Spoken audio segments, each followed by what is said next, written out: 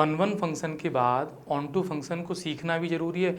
और क्वेश्चन में ऐसे पूछा जाता है कि फंक्शन वन ऑन टू है, मैनी वन ऑन टू है, तो ऑन टू फंक्शन एक तो होता क्या है और ऑन टू कैसे फाइंड करेंगे, ये चीज़ सीखनी है इसमें। ठीक, अच्छा, ये डिस्कशन अपना हो चुका है कि कोई भी फंक्शन डिफाइन होता है किसी फंक्शन के लिए तो एक तो सेट ए है, एक सेट बी है, यस और नो, और function f such that define कर देते हैं। अब ए सेट के अंदर जितने एलिमेंट्स हैं वो क्या है, डोमेन। सेट बी के अंदर जो एलिमेंट्स हैं वो क्या है, कोडोमेन। तो अब फंक्शन एक डेफिनेशन से दिया जाएगा, तो तुम्हें जब प्रूफ करना है कि फंक्शन ऑन टू है तो कोडोमेन में जितने भी एलिमेंट्स हैं, जैसे मान लो ए बी सी मान लिए, ठीक, और यहाँ तुमने 1 2 3 मान लिए, 4 मान लिए, तो कंडीशन ये होती है कि इसके जो भी एलिमेंट्स हैं उसकी यहाँ प्री इमेज होनी चाहिए। हाँ, ऐसा हो सकता है 2 की 1 हो जाए, चलेगा। तो इस केस में मैं इसके बात करूंगा, मैं इसको बोलूंगा मैनी वन ऑन टू है फंक्शन ऑन टू। ये मीन्स ऑन टू फंक्शन की सिर्फ बेसिक फंडामेंटल कंडीशन है each and every element of set B have at least one pre image in set A. मतलब सेट बी के element को उठाओ, किसी को भी, उसकी सेट ए में कोई ना कोई या कम से कम एक प्री इमेज मिलनी चाहिए। और इसी को तुम बोल सकते हो कि कोडोमेन रेंज के बराबर हो जाएगी। अच्छा बताओ, कोडोमेन क्या है, एबीसी, और रेंज भी क्या होगी, एबीसी। इस केस में रेंज एबीसी होगी ना। इसी बात को यहाँ देखो मेंटेन कर दिया है। A function f such that A to B is onto function और surjective function if every element of B is the f image of the at least one element of A. हमने बताया था जब शुरू में कि ए को वन की क्या बोलते हैं, एफ इमेज, यही तो बोलते हैं, f1 की वैल्यू ये बोलते हैं ना, तो f इमेज कहलाता है ये। तो यहाँ कोई भी एलिमेंट उठाओ वो कैसा होना चाहिए, इधर के एलिमेंट एटलीस्ट वन एलिमेंट की f इमेज होनी चाहिए। इसी बात को यहाँ लिख दिया है। और बेटा इसी का मीनिंग है कि कोडोमेन रेंज के इक्वल होना चाहिए। तो ये तो हुई बेसिक डेफिनेशन। यानी तुम पता है, तो मैं ये वाली चीज जो लिखी हुई यहाँ पर, codomain is equal to range, ये मोटा मोटा समझना चाहिए कि ऑन टू प्रूव करने के लिए तुम्हें ये लिखना पड़ेगा। अब देखो एग्जाम्पल से आगे देखते हैं इसमें। जैसे ये इसके स्टेप्स हैं, कोई तुम्हें क्वेश्चन दिया जाएगा और कहेंगे चेक करो ऑन टू फंक्शन क्या है, तो तुम्हारे स्टेप्स क्या होंगे। जैसे मान लो मैंने एक क्वेश्चन दिया f such that A to B, है ना, या ए टू बी को भी मैं स्पेसिफाइड कर देता हूँ। ए टू बी में भी मैं ले लेता हूँ real number -1 to real number -2। Suppose मैंने ये ले लिया और मैंने एफ एक्स ले लिया, मैंने x-2 अपॉन x-1, सपोज ऐसा ले लिया। अब मैं चेक करना चाह रहा हूँ कि ये ऑन टू है नहीं। तो स्टेप फर्स्ट क्या कहेगा, स्टेप फर्स्ट कह रहा है कि put y is equal to f x, y को एफ एक्स रख दो। देखो स्टेप फर्स्ट, टेक, पहले तो एक y एलिमेंट लो सेट बी में, यानी ये जो y लिया है मैंने किस में लिया है, इसमें लिया है r-2 में। और उसके लिए जो स्टेप 2 है put y equal to f x, वो मैंने यहाँ कर दिया। मीन्स इतना करते समय मुझे ये पता है कि y कहाँ से है, यहाँ से है। ये इस बात को लिख लो कि y belongs to real number -2। तो स्टेप 1 हो गया, स्टेप 2 हो गया। अब तो y equal to f x है, एफ एक्स को लिख दो x-2 अपॉन x-1। अब इसको सिंप्लीफाई कर लो, तो क्रॉस मल्टीप्लाई किया तो ये हो जाएगा yx minus y is equal to x-2। इसको सिंप्लीफाई करके यहाँ x की वैल्यू निकालेंगे, तो yx minus x is equal to y-2, यहाँ x कॉमन हो जाएगा तो ये बचेगा y-1 is equal to y-2। तो x की वैल्यू आ गई y-2 अपॉन y-1। बेटा इसी बात को लिखा है x बराबर gy। मतलब फिर आपको क्या करना है, if for all values of y belongs to b the value of x obtained. कुल मिला के इसको देखो, x बराबर gy जो है उसको ध्यान से देखना, इस x बराबर gy को, इसको y इस सेट से तुम्हें उठाना है रियल नंबर -2 से, यानी y को तुम्हें 2 नहीं लेना और कुछ भी ले सकते हो, ये कहना चाह रहा है। मान लेते हैं इसकी बात। तो क्या ये फंक्शन ऑन टू होगा, ये तुम्हें चेक करना है। अच्छा एक बात बताओ, y को ये मना कर रहा है सिर्फ 2 नहीं होना चाहिए, लेकिन यहाँ से मैं ध्यान से देख रहा हूँ कि y 1 पे जो है ना वो प्रॉब्लम क्रिएट कर देगा। y यदि 1 हो गया ना तो उसका तो मुझे x मिलेगा ही नहीं।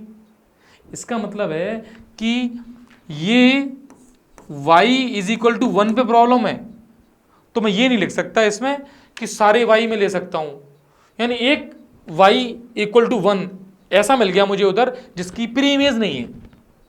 समझना इस बात को, क्योंकि हमने क्या कहा था कि ये सेट A है, ये सेट B है, हमें y यहाँ से उठाना है, और y यदि 1 उठा लूँ, और 1 उठा सकता हूँ क्योंकि यहाँ पे 1 है, तो 1 मैंने उठा लिया, उसके लिए मुझे क्या नहीं मिलेगा, x नहीं मिलेगा उसके करस्पॉन्डिंग इधर से।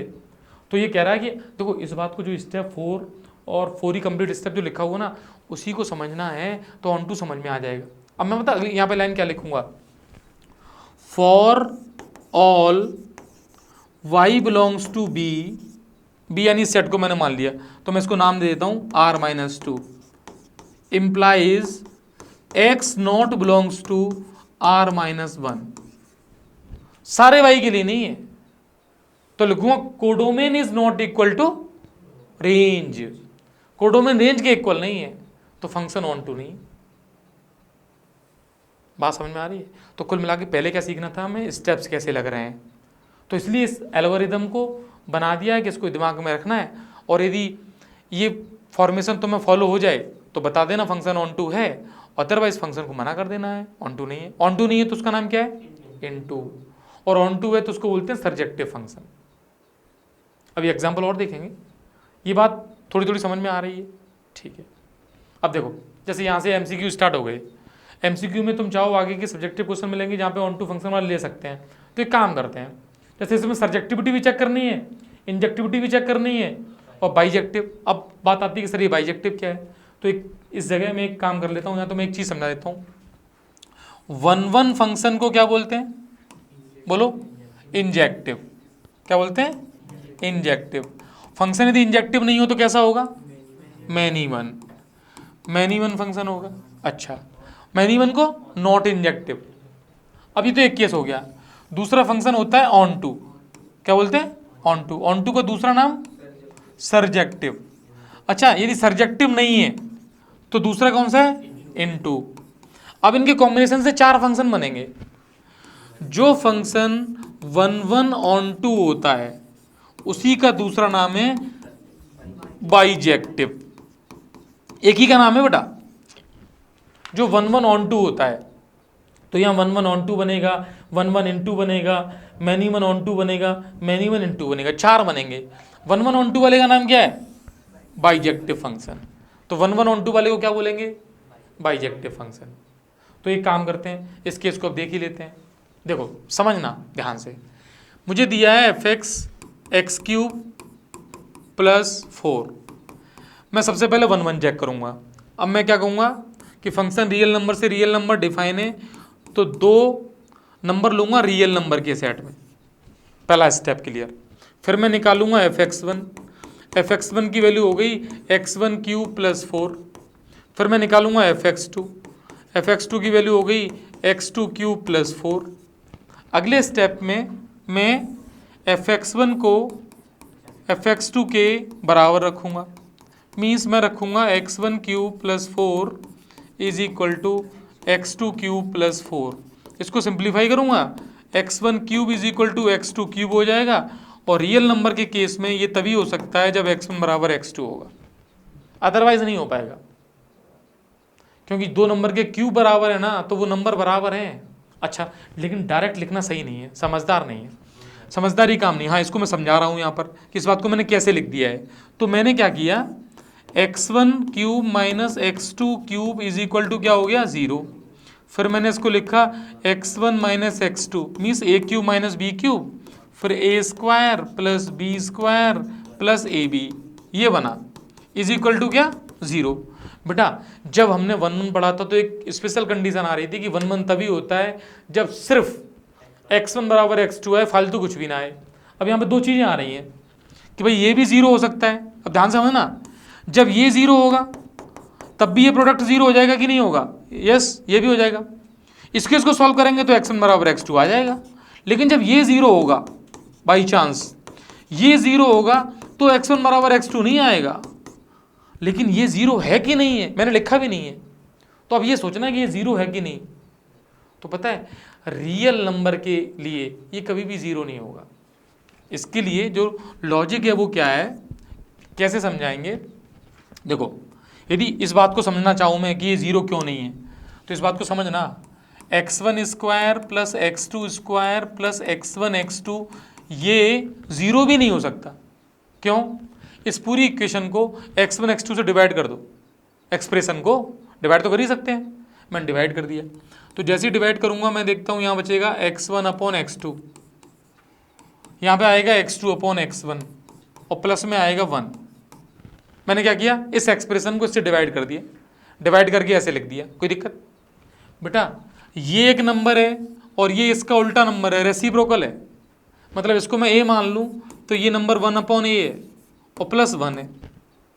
अब याद रखना हमेशा, मैथमेटिक्स का रूल है, तुमने पढ़ा भी है वैसे तो, a प्लस 1 अपॉन a 2 से बड़ा होगा या बराबर होगा, या फिर a plus 1 upon a minus 2 से छोटा होगा या बराबर होगा। ये इवेंट होगा a बराबर 1 पे, 1 पे रखोगे तो 2 आ जाएगा, और 1 के अलावा तुमने कुछ भी रखा तो 2 से बड़ा ही होगा। और ये इवेंट होगा -1 पे, -1 पे 2 बन जाएगा, क्योंकि ये भी माइनस ये भी माइनस, और -1 से छोटा कुछ भी रखा तुमने, ये -2 से छोटा ही होगा, -3 -4 -5 ऐसा बनेगा। कोई नंबर रख के देख लो चाहो तो, समझ में आ जाएगा तुम्हें। तो मुझे ये बताओ, फिर यहाँ पर इसको इससे ऐड करो, 1 ऐड करो, तो यदि इसकी वैल्यू 2 है तो 2 में 1 ऐड करो तो कितना हो जाएगा 3, और -2 में 1 ऐड करो तो -1, तो जीरो तो कभी हो ही नहीं रहा ना। Means this not equal to zero for x1, x2 belongs to real number. देखो इतना आसान नहीं है, नहीं तो कोई सोच के कि सर ऐसे नंबर हो भी तो सकते हैं कि जीरो हो जाए, आपको क्या पता चल रहा है, ये तो जीरो हो सकता है सर, लेकिन नहीं हो सकता। इसका मतलब है कि हमारे पास यहाँ जो सिस्टम आया वो तो जीरो कभी नहीं होगा, ये जीरो होगा, तो रिजल्ट क्या आया है, x1 is equal to x2 only, only यही आया है, ओनली आया है, इसलिए 1 1 है, यानी इंजेक्टिव तो हो गया। अब इंजेक्टिव हो गया तो इंजेक्टिव पर भी तुम ये नहीं कह सकते हो डायरेक्ट कि अपना आंसर मिल गया, क्योंकि भाई इंजेक्टिव पर है तो ये ऑप्शन बाइजेक्टिव भी हो सकता है, क्योंकि बाइजेक्टिव किसको बोलेंगे, जब 1 1 ऑन टू। अब इसकी ऑन टू नेस और चेक करनी है, तो अब समझना, जिसको भी ऑन टू पीछे वाला समझ में भी नहीं आया हो तो वो भी देखना कि कैसे इसको ऑन टू चेक करते हैं। तो देखो हमें क्वेश्चन याद होना चाहिए, क्वेश्चन है real number to real number f(x) is equal to x³ + 4, यही नंबर था, ठीक। अब ऑन टू के स्टेप समझना, सबसे पहले मैं y इक्वल टू रख दूंगा इसको, इसके x³ + 4 के। अब मैं यहाँ से x की वैल्यू निकालूंगा, तो x की वैल्यू क्या आएगी, y - 4। यहाँ से x की वैल्यू निकालोगे तो y - 4 की पावर कितनी आएगी, 1/3। अब सुनना, इसको मैं कहूँगा कि y जब रियल नंबर है, y जितने भी रियल नंबर हैं उसके लिए x रियल होगा कि नहीं होगा ये मुझे चेक करना है। अब तुम सोच के देखो, इसी बात को मैं बता रहा था कि पुट करके कैसे देखते हैं। दुनिया में कोई भी रियल नंबर यहाँ रखो, कोई भी रियल, उसका क्यूब रूट एग्जिस्ट करेगा, क्यूब रूट सबका एग्जिस्ट करता है। 2 का क्यूब रूट 2 की पावर 1/3। तुम कहोगे लेकिन सर 2 के क्यूब रूट तो हमें पता ही नहीं है। 8 का क्यूब रूट क्या है, 8 का 2 है। 10th क्लास का बच्चा यदि मुझे बताए 8 का क्यूब रूट 2 है तो बहुत अच्छी बात है। 11th के बाद बच्चा यदि 8 का क्यूब रूट 2 बता रहा है तो अच्छी बात नहीं है। 8 का क्यूब रूट 2, मतलब मैं पूछ रहा हूं 8 का क्यूब रूट, यानी इसको मैं x मान लूं यदि, तो बताना दोनों तरफ क्यूब करना, तो x³ इज इक्वल टू क्या हो गया, 8। तो ये बताओ x³ - 8 ये कैसी इक्वेशन है, क्यूबिक। 10th क्लास में हम पढ़ते हैं पॉलिनोमियल, 9th में पढ़ रहे हैं, तो बताओ x³ - 8 के कितने रूट्स होंगे, 3 होंगे, और तुम बता एक रहे हो। 2 + 2 - 2, नहीं बात कुछ नहीं, गलत है वो तुम्हारा आंसर। भाई साहब इसके रूट्स होंगे, देखो 2 ओमेगा और 2 ओमेगा स्क्वायर। अब तुम्हारी समस्या क्या है कि 11th क्लास में तुमने जो मासूमियत दिखाई है कि ना तो तुमने कॉम्प्लेक्स नंबर ध्यान से पढ़ा, और तुम आ गए 12th क्लास में मुंह उठा के चले आए हो। अब तुम कहोगे कि हमें तो पता होना चाहिए, इसके ये कौन सा क्वेश्चन है, इसमें 8 की पावर 1/3 आंसर 2 होगा, कोई रोक ही नहीं सकता आंसर 2 तो एक आंसर है, 2 आंसर और हैं, ये 2 ओमेगा और 2 ओमेगा स्क्वायर। क्योंकि यदि 11th में ध्यान से पढ़ लिया होता कॉम्प्लेक्स नंबर तो यूनिटी यानी 1 के क्यूब रूट ऑफ यूनिटी थे, ये थे 1 ओमेगा और ओमेगा स्क्वायर। अब वो ध्यान से पढ़ने वाली बात है बेटा, x में x इज इक्वल टू 1 की पावर 1/3 है ना, तो ये भी इक्वेशन बनेगी x cube minus 1 is equal to 0।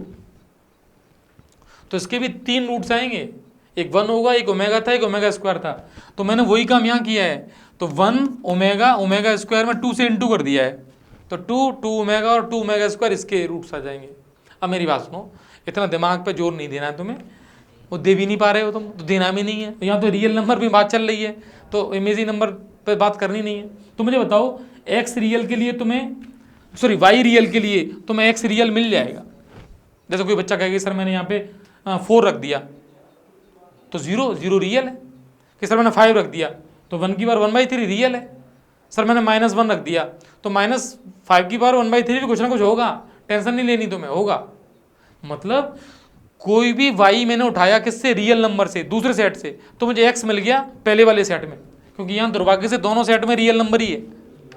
तो y उठाया मैंने यहाँ से, x मिल गया मुझे यहाँ, तो कोडोमेन बराबर होगी रेंज। That's why function is onto. तो यहाँ लिखेंगे अगले स्टेप में codomain is equal to range. मैं जैसे स्टेप बता रहा हूँ वैसे स्टेप फॉलो करने हैं। Codomain is equal to range, that's why जो गिवन फंक्शन है वो कैसा है, ऑन टू है, ऑन टू फंक्शन है। मीन्स अपना ऑप्शन बाइजेक्टिव हो गया। जो ये एमसीक्यू लग रहा था कि बहुत आसान है, टिक ही तो मारना है, टिक नहीं मारना, पूरा एक सब्जेक्टिव क्वेश्चन है। हाँ, और कभी भी एमसीक्यू को ऐसे लिया मत करो कि सिर्फ टिक मारना है। अब तुम अच्छे एग्जाम देख लो, सारे एमसीक्यू होते हैं ना, आईआईटी कौन सा सब्जेक्टिव ले रहा है, उसमें टिक मार के जाते हो क्या, तो टिक नहीं मारते, वो सॉल्व करते हैं जब टिक मारा जाता है। तो क्या बात डाइजेशन में उतर गई सबके, हाँ। तो फिलहाल 1600 हो गया है। तो कुल मिला के हमने ऑन टू तो समझ लिया ना, ऑन टू समझ लिया और एक क्वेश्चन देख लिया। तो तुम चाहो तो नोट कर सकते हो इसको, और मैं कोशिश तो करूँगा, ये तो पहुँचा ही दूंगा, लेकिन नोट भी कर सकते हो, पहुँच तो जाएगा।